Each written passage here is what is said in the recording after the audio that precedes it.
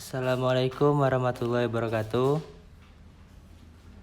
Sebelumnya perkenalkan, saya Muammar Gaddafi bersama rekan saya Putri Sandewi Juliani akan sedikit menjelaskan tentang ADME obat dan variabilitas farmakokinetik yang akan dijelaskan oleh rekan saya Putri Sandewi Juliani. Baiklah, terima kasih moderator. Pertama di sini kami akan menjelaskan tentang ADME obat.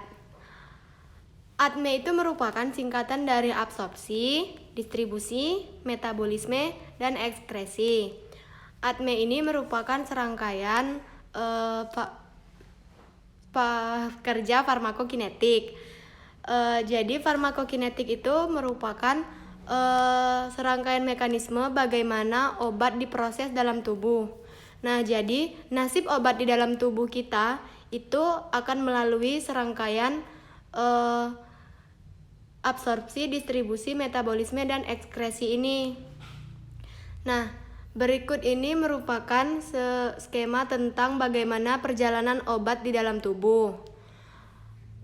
Di dalam tubuh sendiri, obat itu akan melalui fase farmakokinetik dan farmakodinamik. Untuk farmakokinetik itu tadi, dia akan melewati fase absorpsi, distribusi, metabolisme, dan ekskresi. Sedangkan farmakodinamik, dia akan berkaitan dengan efek yang akan diberikan oleh obat kepada tubuh kita. Nah, jadi untuk obat mula-mula pertama dia diabsorpsi. Setelah diabsorpsi, obat kemudian didistribusikan dan obat akan setelah melalui proses absorpsi, obat didistribusikan ke dalam jaringan dan obat akan terikat kepada protein plasma. Ada juga obat yang menjadi bebas. Setelah melalui proses distribusi, obat kemudian mengalami proses metabolisme. Dalam proses metabolisme, obat dibantu oleh beberapa enzim. Enzim-enzim yang berperan dalam metabolisme sendiri nanti akan dijelaskan. Kemudian obat-obat yang tidak diperlukan lagi oleh tubuh itu nantinya akan mengalami proses ekskresi. Sedangkan untuk fase farmakodinamik, obat yang sudah berikatan dengan reseptor, dia akan memberikan efek farmakologi sehingga dia akan memberikan respon klinik. Nah, respon klinik itu sendiri, jika dia baik, dia akan memberikan efektivitas, dia akan memberikan kesembuhan kepada bagian tubuh yang memerlukan penyembuhan, atau dia juga bisa bersifat toksik. Yang pertama itu ada absorpsi. Absorpsi itu sendiri merupakan proses masuknya obat dari tempat pemberian ke dalam darah. Jadi, absorpsi ini istilah lainnya itu adalah penyerapan. Obat ini diserap oleh darah. Kemudian tempat terjadinya absorpsi itu di lambung dan usus. Adapun beberapa faktor yang mempengaruhi absorpsi ini, yang pertama ada kelarutan obat. Yang kedua ada kemampuan obat berdifusi melalui membran sel. Kemudian juga dipengaruhi oleh kadar obat yang diberikan. Juga dipengaruhi oleh luas permukaan kontak obat, bentuk sediaan obat, dan rute pemberian obat. Nah, sebagai contoh, misalnya pada rute pemberian obat. Kalau seandainya obat diberikan melalui secara oral, melalui mulut, maka proses absorpsinya tentunya akan lebih panjang daripada obat yang diberikan secara suntik, misalnya melalui subkutan, atau untuk lebih cepat lagi itu bisa melalui intravena. Nah, berikut ini merupakan mekanisme obat terabsorpsi. Mula-mula obat dalam bentuk tablet, setelah dia ditelan, kemudian obat akan terpecah menjadi granul. Setelah menjadi granul, obat kemudian pecah lagi menjadi partikel-partikel yang lebih halus. Kemudian obat kemudian mengalami fase disolusi. Setelah itu barulah obat dapat dengan mudah diabsorpsi. Selanjutnya yaitu distribusi. Distribusi ini terjadi setelah obat diserap, kemudian obat yang sudah terserap oleh darah ditransfer ke jaringan. Obat ini keluar dari pembuluh darah dan memasuki sirkulasi ekstravaskular. Pertama dia menuju ke cairan interstitial, kemudian dia ke dalam sel. Distribusi sendiri dapat dibagi menjadi 2 fase.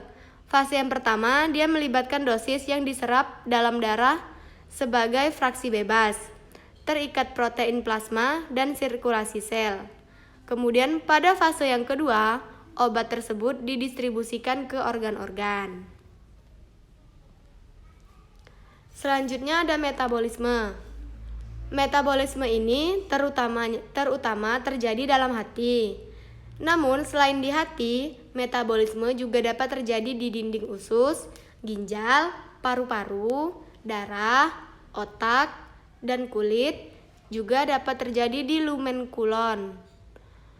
Tujuan dari metabolisme ini sendiri adalah untuk mengubah obat yang nonpolar menjadi polar agar dapat diekskresi melalui ginjal atau empedu. Nah, untuk obat-obat yang aktif, itu umumnya dia akan diubah menjadi inaktif. Namun, sebagian juga dapat berubah menjadi lebih aktif, menjadi kurang aktif, atau menjadi toksik. Nah, berikut ini merupakan beberapa contoh enzim yang berperan dalam proses metabolisme obat. Jadi untuk enzim-enzim ini setiap obat itu memiliki enzim yang berbeda. Misalnya enzim CYP3A4 itu 36% berperan dalam proses metabolisme obat. Kemudian selain dari enzim sitokrom, juga terdapat enzim yang lain-lainnya seperti UGTS, GSTS, dan lain-lainnya. Nah, yang terakhir pada fase farmakokinetik ini ada fase ekskresi, di mana ekskresi ini merupakan suatu proses perpindahan obat dari sirkulasi sistemik ke luar tubuh melalui organ ekskresi. Apa saja organ-organ ekskresi itu? Organ ekskresi sendiri itu yang pertama ada ginjal. Selain ginjal juga ada kulit. Selain itu juga ada paru-paru dan ada juga hati. Nah, kalau ekskresi melalui ginjal itu misalnya dikeluarkan melalui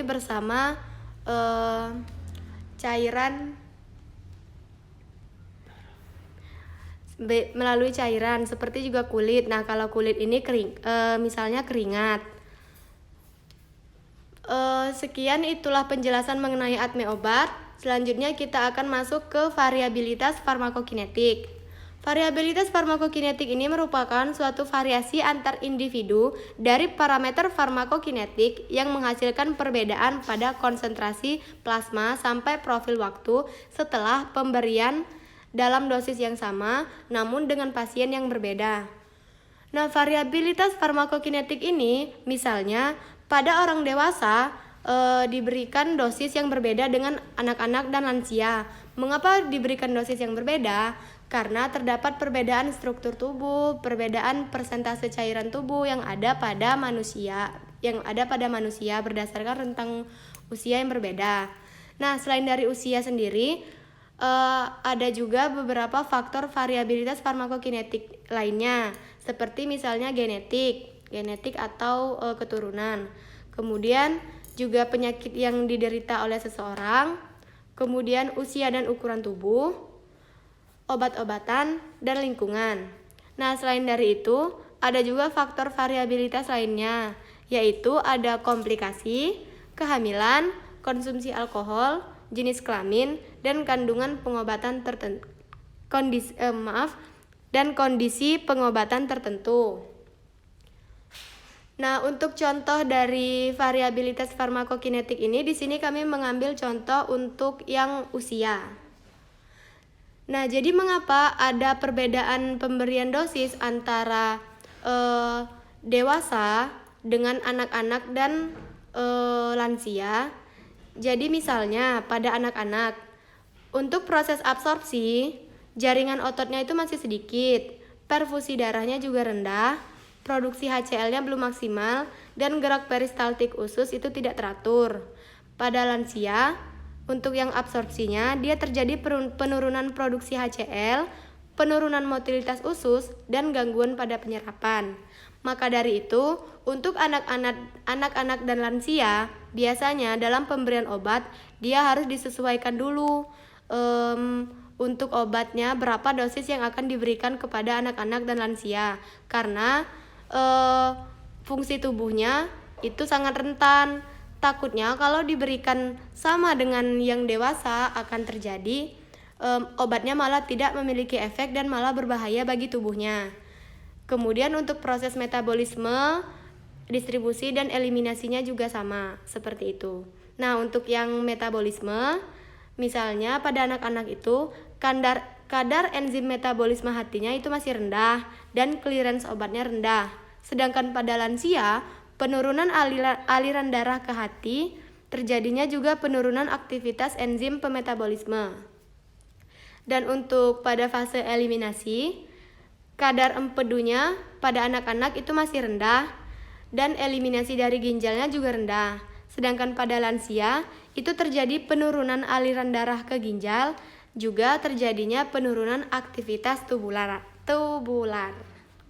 Baiklah, mungkin sekian penjelasan dari kami. Dilanjutkan ke moderator. Baiklah, terima kasih pada Putri Sandewi atas pemaparan materinya.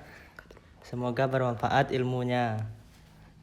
Lebih dan kurang kami mohon maaf. Kami akhiri. Wabillahi taufiq wal hidayah. Wassalamualaikum warahmatullahi wabarakatuh.